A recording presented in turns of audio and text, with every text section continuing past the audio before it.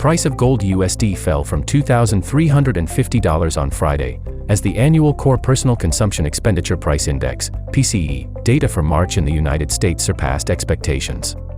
The underlying annual inflation rate increased quicker by 2.7%, exceeding the anticipated 2.6%, albeit slower than the 2.8% observed in February. The unexpectedly high inflation figures diminish anticipations of interest rate reductions by the Federal Reserve, Fed, at its monetary policy meeting in September, thereby diminishing the allure of gold.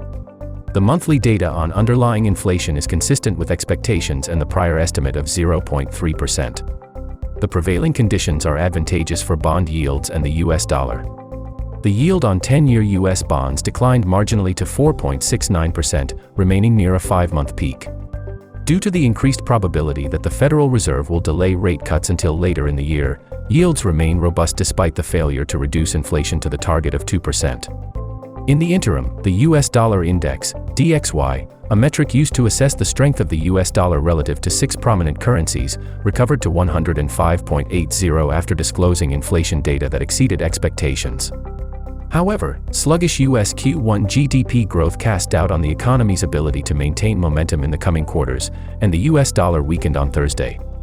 The gold USD formed a bullish reversal from the dynamic 20-day EMA and static 2,291.16 level.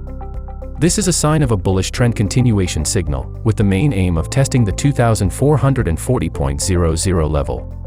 The alternative approach is to seek a bearish opportunity after having a stable bearish pressure below the 2,290.00 line.